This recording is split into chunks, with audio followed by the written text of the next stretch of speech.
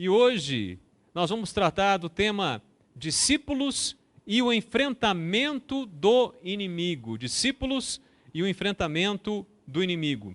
E para iniciarmos a nossa conversa, para iniciarmos o sermão de hoje, eu peço que você abra sua Bíblia em Mateus capítulo 16. Mateus capítulo 16. É a série Caminhando com Jesus. Temos aprendido muito por meio dessa série. Deus tem falado muito aos nossos corações. E hoje nós vamos continuar, então, meditando na série Caminhando com Jesus. Mateus 16, versículos 21 a 23. Desde esse tempo, começou Jesus a mostrar a seus discípulos que lhe era necessário seguir para Jerusalém e sofrer muitas coisas dos anciãos, dos principais sacerdotes e dos escribas, ser morto e ressuscitado no terceiro dia. E Pedro, chamando-o à parte, começou a reprová-lo, dizendo: tem compaixão de ti, Senhor. Isso de modo algum te acontecerá. Mas Jesus, voltando-se, disse a Pedro: arreda, Satanás, tu és para mim pedra de tropeço, porque não cogitas das coisas de Deus, e sim da dos homens. Hoje eu quero conversar com vocês sobre o que é necessário para nós enfrentarmos o inimigo, baseado na vida de Jesus e na vida dos discípulos de Jesus, fundamentado na palavra de Deus. E a primeira questão que me vem à mente quando eu penso sobre o que é necessário para enfrentar o inimigo é conhecer as suas estratégias. Conhecer as suas estratégias. Porque nós, meus queridos, estamos numa guerra espiritual, como lemos em Efésios capítulo 6, versículo 12. E se há uma forma correta de nós adentrarmos numa batalha, é conhecendo as estratégias do nosso oponente. Na batalha espiritual, é importante que nós conheçamos quais são as estratégias do inimigo, as estratégias que ele utiliza para atrapalhar a nossa vida espiritual e material também. Tem um livro que eu gosto bastante, um livro muito famoso, chamado A Arte da Guerra. É um tratado militar que foi escrito durante o século IV a.C., por um estrategista chamado Sun Tzu. E tem uma frase muito famosa, talvez você já tenha ouvido, onde ele diz: aquele que conhece o inimigo e a si mesmo lutará 100 batalhas sem perigo de derrota. Para aquele que não conhece o inimigo, mas conhece a si mesmo, as chances para a vitória ou para a derrota serão iguais. Aquele que não conhece nem o inimigo, nem a si próprio, será derrotado em todas as batalhas. Então é importante para mim e para você, que temos consciência da vida espiritual, que a gente conheça quais são as estratégias utilizadas pelo inimigo das nossas almas contra as nossas vidas.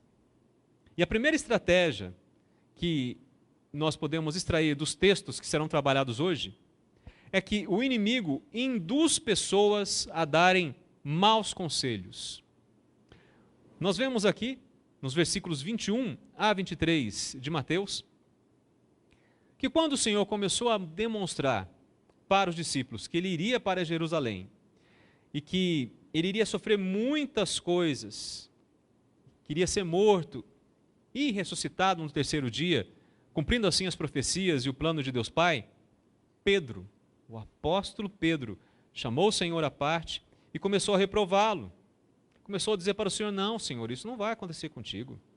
Não, isso não pode acontecer contigo. E naquele momento, Pedro, na verdade, estava sendo induzido a dar um mau conselho pelo inimigo. Tanto que o Senhor disse para Pedro: arreda-te, Satanás, tu és para mim pedra de tropeço, porque não cogitas das coisas de Deus, e sim das dos homens. Isso me chama muita atenção, porque quando nós pensamos em pessoas que não conhecem o Senhor Jesus, que não o servem, que não conhecem a Deus como nós conhecemos, não é nenhuma novidade saber que elas, muitas vezes, nos dão maus conselhos, porque elas não dão conselhos fundamentados na palavra de Deus, na ética cristã. O que me choca neste texto é ver que até mesmo os crentes em Jesus Cristo, ainda mais uma pessoa do status aqui do apóstolo Pedro, é capaz de dar maus conselhos. Veja, Pedro havia acabado de fazer uma declaração maravilhosa no versículo 16, onde ele disse: Tu és o Cristo, Filho do Deus vivo. Nós já vamos voltar a esse texto.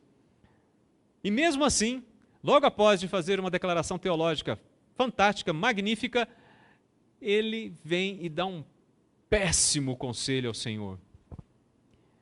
Um conselho que tem influência maligna. O Senhor logo percebeu aquilo e repreendeu Satanás, porque era a mesma estratégia que Satanás já havia utilizado quando o Senhor foi tentado no deserto, você se lembra? Ele disse para o Senhor: olha, se você se prostrar aqui e me adorar, eu vou dar todo o reino desse mundo para você. Em outras palavras, olha, não precisa passar pela cruz para ser rei, ao que foi também repelido pelo Senhor Jesus pelo poder da palavra de Deus. Qual é a lição que fica para nós? Olha, por mais estranho que no primeiro momento possa parecer, mas não é porque uma pessoa confessa Jesus como Senhor e Salvador que ela sempre vai dar bons conselhos. Porque até mesmo nós crentes podemos, olha, é forte o que eu vou dizer, mas ser usados pelo inimigo. Olha que coisa terrível. Você pode dizer: rapaz, você está exagerando. Olha, não estou não. Vou contar um testemunho para vocês que eu conheço. Não vou dizer o nome das pessoas, evidentemente para preservá-las, mas é verídica essa história. Certa vez um rapaz, ele voltou a se relacionar, um rapaz crente, ele se converteu, e ele procurou uma ex-namorada, da época que ele não era crente. Ele conheceu a moça, ele gostava dela, então ele decidiu procurar aquela moça para se casar com ela. A moça ainda não era convertida, isso é uma outra questão para a gente conversar depois, mas ele procurou essa moça. Num breve tempo, ele já percebeu que a moça mentia para ele. Enfim, já era de se esperar, inclusive, né, que isso acontecesse. E ele terminou o relacionamento com ela. Aí a moça começou a buscar ajuda na igreja, porque sabia que ele era crente. E falou com um pastor. E esse pastor ligou para esse rapaz. E esse pastor convenceu o rapaz a viajar e se encontrar com ele, para conversar sobre aquela moça.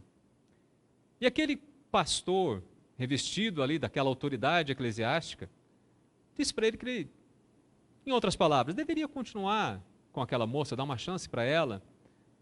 Para resumir a história, eles acabaram casando. O casamento deles não durou 6 meses. Você vai me dizer que aquele homem, pastor, foi usado por Deus naquele aconselhamento? Compreende o que eu estou dizendo? É uma questão muito séria. O inimigo é muito astuto. Ele é muito mais astuto e inteligente do que eu e você. Se não fosse o Senhor nos protegendo, nós seríamos facilmente destruídos por ele. Por isso, preste atenção. Cuidado. Saiba que o inimigo induz pessoas a darem maus conselhos. Mas há mais uma estratégia que nós podemos extrair dos textos que foram selecionados para hoje e que eu quero compartilhar contigo. Abra agora, por gentileza, a sua Bíblia em Mateus, capítulo 17, capítulo à frente, versículos 14 a 21. Veja só. E quando chegaram para junto da multidão, aproximou-se dele um homem que se ajoelhou e disse: Senhor, compadece-te de meu filho, porque é lunático e sofre muito, pois muitas vezes cai no fogo e outras muitas na água. Apresentei-o a teus discípulos, mas eles não puderam curá-lo. Jesus exclamou: ó geração incrédula e perversa, até quando estarei convosco? Até quando vos sofrerei? Trazei-me aqui o menino. E Jesus repreendeu o demônio, e este saiu do menino, e desde aquela hora ficou o menino curado. Então os discípulos, aproximando-se de Jesus, perguntaram em particular: por que motivo não pudemos nós expulsá-lo? E ele lhes respondeu: por causa da pequenez da vossa fé. Pois em verdade vos digo que se tiverdes fé como um grão de mostarda, direis a este monte: passa daqui para acolá, e ele passará. Nada vos será impossível. Mas esta casta não se expele senão por meio de oração e jejum. A primeira estratégia, então, a primeira estratégia, sim, é isso mesmo, para você combater o inimigo, você tem que conhecer as suas estratégias. Uma delas, como vimos, é que ele induz pessoas a darem maus conselhos. E a segunda estratégia do inimigo nessa batalha espiritual que nós vivemos é tomar posse do corpo de algumas pessoas. Isso é uma estratégia dele também. Não é porque nós estamos num meio reformado que nós não sabemos que isso pode acontecer. A possessão demoníaca, ela é uma realidade. Eu me lembro a primeira vez que eu vi isso na minha frente. Eu estava num culto evangelístico, onde a igreja que me convidou havia feito um púlpito e colocado no meio da rua. Estava um amigo de longa data, o Davi, na época também na igreja presbiteriana, e ele tocava teclado, e eu adorava o Senhor. Acho que nesse dia ele já não estava junto. E aí nós louvamos a Deus, dei meu testemunho, e no que eu estava descendo daquele palco improvisado, depois da minha participação no culto, um homem se dirigiu até o Davi. Davi era um garoto na época, hoje ele já é um jovem senhor, mas na época ele era um adolescente. E aquele homem foi para cima do Davi com muita violência, e no que eu olhei para aquele homem, eu percebi que aquele homem estava alterado. E na hora, me lembrei da Bíblia, me lembrei do que tinha me ensinado, e foi a primeira vez que eu, com fé ali, usei o nome de Jesus para repreender um demônio. E falei para ele: o Senhor te repreenda, Jesus, sai em nome de Jesus. E eu me lembro também da expressão naquela face. Não era uma expressão humana. Alguém estava tomando o corpo daquele homem naquele momento, e eu lembro que ele fez uma sensação de dor e se afastou. Me lembro também de uma outra experiência que tive, onde uma senhora, infelizmente, também foi possessa. Irmãos, é a coisa mais triste. Você vê um ser humano perdendo totalmente o domínio do seu corpo e sendo invadido por esses seres terríveis, né, os demônios. Mas eu não preciso da minha experiência para crer que isso acontece. A Bíblia mostra. A Bíblia mostra aqui que um jovem estava possesso, era feito de gato-sapato pelo demônio que estava possuindo a ele, fazia-o cair no fogo, na água. E o que chama a atenção é que os discípulos, conhecedores dessa realidade, olhavam para a própria face do Cristo, do Senhor Jesus Cristo. Eles não conseguiram expulsar aquele demônio. Como assim? Nós vemos aqui no versículo 20, e eles perguntaram para o Senhor, no versículo 19, Senhor, por que motivo a gente não conseguiu expulsá-lo? E aí o Senhor disse para eles, olha, por causa da pequenez da vossa fé. Mas é interessante que eles criam em Jesus Cristo, eles criam que em nome de Jesus eles poderiam expulsar aquele demônio, e mesmo assim, eles não conseguiram. Aqui eu vejo que, na batalha espiritual, nós não podemos esquecer que precisamos ter fé no Senhor e precisamos ter também um relacionamento com Deus. Os discípulos tinham esse relacionamento, mas eles estavam ainda engatinhando os primeiros passos ali ao lado do Senhor, aprendendo como ser crente. Isso para mim é um grande alerta, porque se isso aconteceu com os discípulos, imagine eu, um pobre pecador. Isso me faz mais humilde ainda, e me faz mais consciente de toda a necessidade e carência que eu tenho da presença do meu Deus. Confiança, certeza do sucesso, nem sempre é a concretização de uma ordem em nome de Jesus. É necessário que nós tenhamos fé embasada realmente na palavra de Deus, num relacionamento vivo com o Senhor, em total dependência a Cristo, e que aquilo seja da vontade do nosso Deus. Mas aqui no texto fica claro que o Senhor diz para os discípulos, olha, vocês ainda têm uma fé pequena, vocês têm que crer, e mais, vocês, e aqui fica claro, devem praticar a oração e o jejum. Como é que eu interpreto isso? Consagração mesmo a Deus, oração mesmo e jejum mesmo. Hoje até a medicina fala dos benefícios do jejum para o corpo humano, sabia?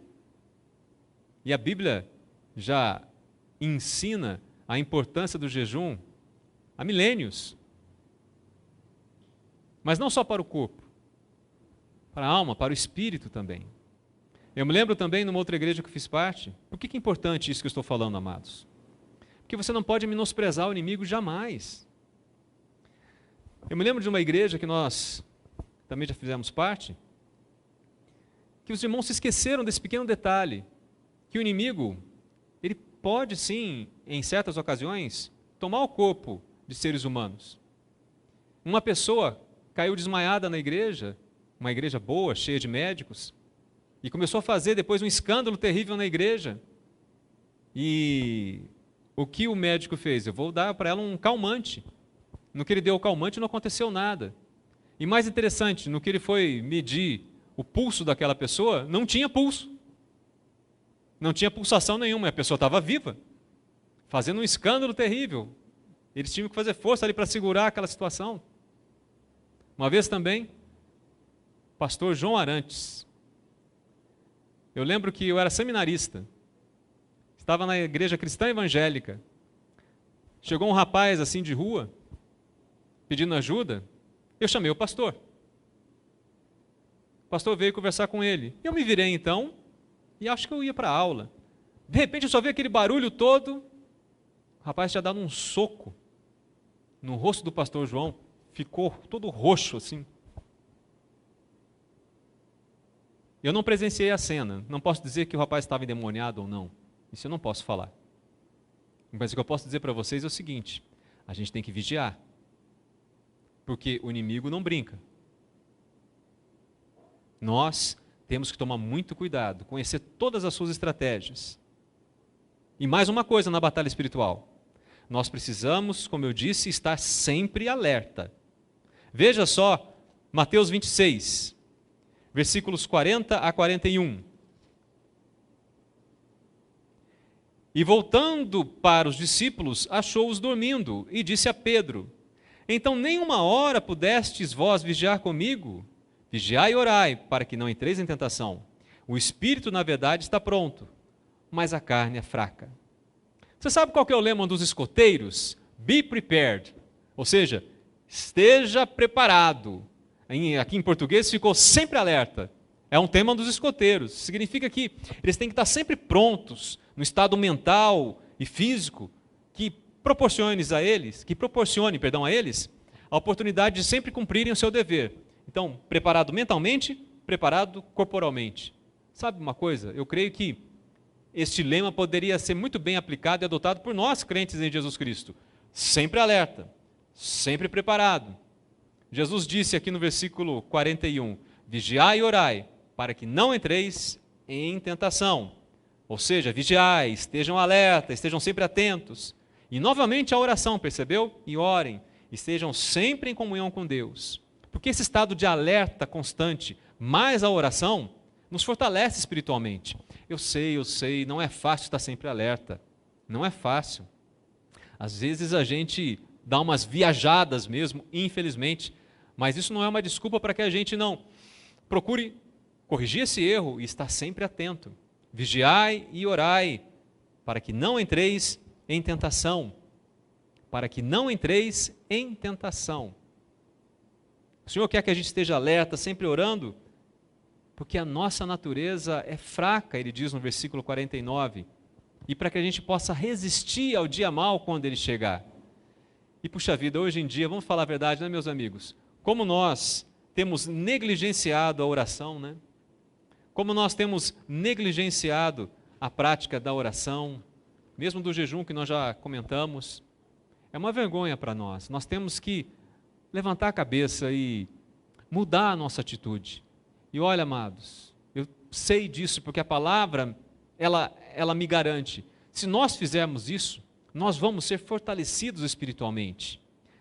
Paulo deixa isso muito claro, que nós precisamos alimentar o nosso espírito.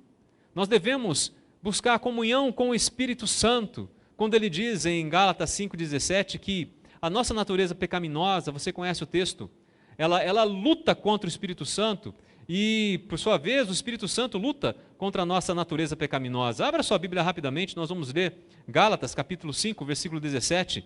Veja só, Gálatas 5,17. Porque a carne milita contra o Espírito, o Espírito contra a carne, porque são opostos entre si, para que não façais o que porventura seja do vosso querer. É uma luta constante. Eu me lembro que uma vez me contaram uma ilustração que eu nunca esqueci, você deve conhecer, a comparação entre essa luta espiritual que nós temos em nós mesmos. Pense em dois animais que vivem brigando um com o outro, mas a verdade a ilustração era de dois cachorros brigando um com o outro, um branco e um preto. E aí uma pessoa pergunta, mas qual que sempre vence? E aí o dono fala, é aquele a quem eu alimento mais. Se você alimentar mais a tua natureza pecaminosa, não pense que o novo homem que Deus fez em você vai vencer essa batalha. Nem eu, nem você sairemos vencedores. Por isso nós temos que fortalecer a nossa alma mediante a comunhão com Deus, por meio da oração, da submissão a Deus, nessa batalha que nós temos contra o inimigo, para podermos enfrentá-lo. No versículo 16 de Gálatas 5, Paulo disse, andai no Espírito e jamais satisfareis a concupiscência da carne. Pedro disse na sua carta, na sua primeira carta, no capítulo 5, versículo 8, ele disse o seguinte, preste atenção, capítulo 5 de Pedro, versículo 8, ele diz assim, sede sóbrios e vigilantes, ou seja, autocontrolados e atentos. O diabo, vosso adversário, anda em derredor como leão que ruge, procurando alguém para devorar. Mais um motivo para que eu e você estejamos atentos e em plena submissão ao Senhor. Sempre alerta. Be prepare. Sempre alerta. Então, o que é necessário para enfrentarmos o inimigo? Conhecer suas estratégias, estar sempre alerta e, em terceiro lugar, fazer parte da igreja de Jesus Cristo. E vamos então ao último texto que será considerado esta noite. Mateus 16, versículos 17 a 20. Mateus 16, versículos 17 a 20. Respondendo Simão Pedro, disse, tu és o Cristo, o Filho do Deus vivo. Então Jesus lhe afirmou, bem-aventurado és, Simão Bar-Jonas, porque não foi carne e sangue que tu revelaram, mas meu Pai que está nos céus. Também eu te digo, tu és Pedro, e sobre esta pedra edificarei a minha igreja, e as portas do inferno não prevalecerão contra ela. Dar-te-ei as chaves dos reinos dos céus. O que ligares na terra, terá sido ligado nos céus. O que desligares na terra, terá sido desligado nos céus. Então advertiu os discípulos que a ninguém dissessem ser ele o Cristo. Bom, eu acho que é importante agora fazer uma pequena observação antes de nós tratarmos do tema mesmo, fazer parte da igreja de Jesus Cristo. Eu acho interessante explicar para vocês a frase, tu és Pedro, e sobre esta pedra edificarei minha igreja. Muitos já sabem, é um trocadilho em grego com a palavra Petros, Pedro, e Petra, pedra. E você sabe que alguns entendem, baseado nesse texto, que Pedro seria o primeiro Papa, e por aí toda a doutrina dogmática que advém desse entendimento teológico, mas com todo o respeito, eu creio que não é a melhor interpretação. Se Pedro fosse realmente a pedra sobre a qual, só apenas Pedro, o Senhor construiria a igreja, como ele pode ser essa pedra tão importante no momento e logo depois ser uma pedra de tropeço? Porque aqui, veja só, ele faz essa declaração teológica maravilhosa, mas no versículo 23, nós vimos lá no início, ele acabou dando um conselho para o Senhor que fez com que o Senhor dissesse, arreda-te, Satanás, tu és para mim pedra de tropeço. Então, eu acho que não é a melhor interpretação.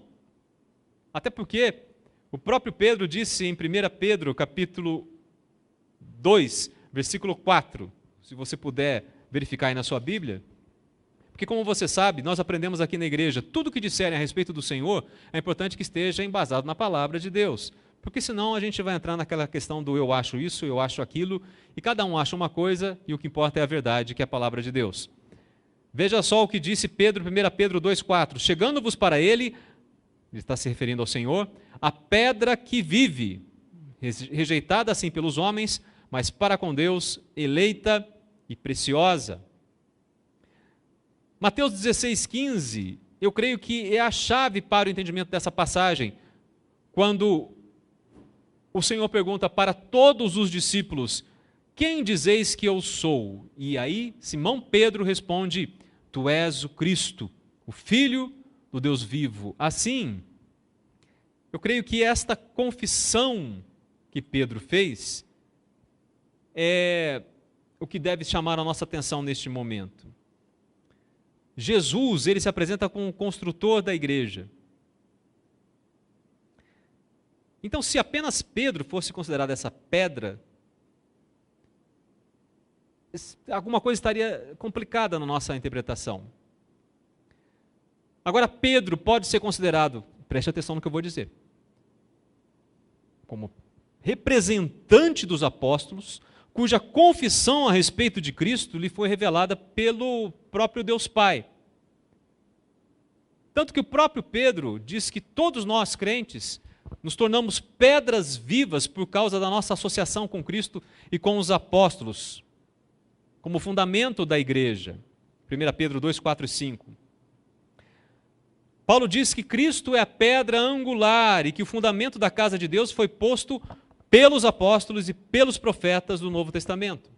Pedra angular, você sabe, né? Aquela pedra que é colocada assim, a pedra fundamental, que era utilizada nas construções antigas, né?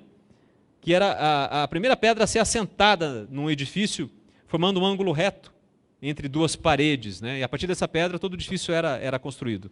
Mas sem querer entrar em debates mais profundos, o que eu posso dizer é que a igreja, ela está construída assim, sobre os ensinamentos dos profetas e dos apóstolos.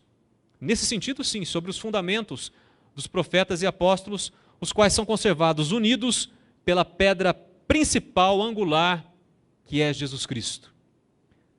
Nesse sentido, sim.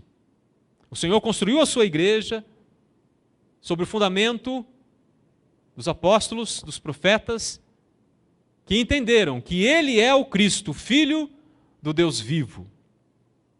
Por isso, eu e você, se queremos realmente sair vitoriosos nessa batalha espiritual que estamos envolvidos, nós temos que fazer parte da igreja de Cristo, o Filho do Deus vivo, que a Bíblia fala que Ele é o cabeça e nós o corpo. E Ele diz, tu és Pedro, e sobre esta pedra edificarei a minha igreja, e as portas do inferno não prevalecerão contra ela, contra este povo que entende que Ele, o Senhor Jesus, é o Messias, é o Filho do Deus vivo. Aqueles que entendem que aquele que tem o Filho tem o Pai, mas aquele que não tem o Filho não tem o Pai, que Ele é o caminho, a verdade e a vida, Jesus, e que esse povo unido é a sua eclésia, é a sua igreja, e as portas do inferno não prevalecerão contra a igreja do Deus vivo, contra o seu povo. Portas do inferno, que como foi traduzido aqui, no original é portas do Hades, em grego, ou portas do Sheol, em hebraico. E no Antigo Testamento, as portas do Sheol são equivalentes à morte. Então o Senhor está dizendo, olha, a morte não prevalecerá sobre os cristãos, aqueles que entregarem suas vidas a mim.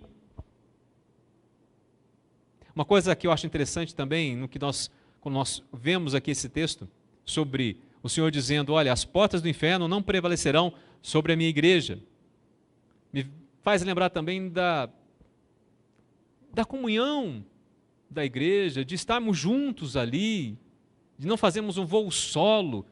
Não é possível você ser cristão sozinho. Eu preciso de você, você precisa de mim, eu preciso dos irmãos que aqui estão. Somos um corpo. Por fim, no versículo 19, o Senhor diz: dar-te-ei as chaves do reino dos céus, o que ligares na terra terá sido ligado nos céus. O que desligares na terra terá sido desligado nos céus. O sentido aqui, segundo eu entendo, baseado nos ensinamentos de grandes teólogos, é que os apóstolos abrem um reino àqueles que compartilharem a confissão de Pedro. Ou seja, tu és o Cristo, o Filho do Deus vivo. Mas eles também vão excluir aqueles que não receberem o testemunho a respeito de Cristo. Porque foi por meio de Jesus, foi por meio dos apóstolos, ali Pedro e os demais apóstolos, que o Senhor Jesus revelou a sua própria palavra de autoridade do reino de Deus. Isso é muito sério. Para que nós possamos fechar a nossa mensagem de hoje. O que é necessário para a gente enfrentar o inimigo com base na vida destes homens aqui, escolhidos por Deus? Conhecer estratégias do maligno. 1. Estar sempre alerta. 2. E fazer parte da Igreja de Jesus Cristo. Que Deus nos abençoe.